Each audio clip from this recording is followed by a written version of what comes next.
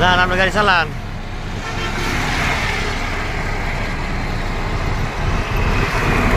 TikTok করুন না ইউটিউবে স্যার ডুয়েল কে আমি তো খেয়াল করি কেমন লাগতেছি।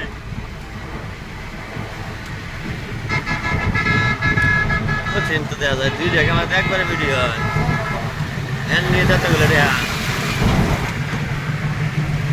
এই লো আসলিয়া না আসলে আসলিয়া ভেরি বাদ ভেরি বাদ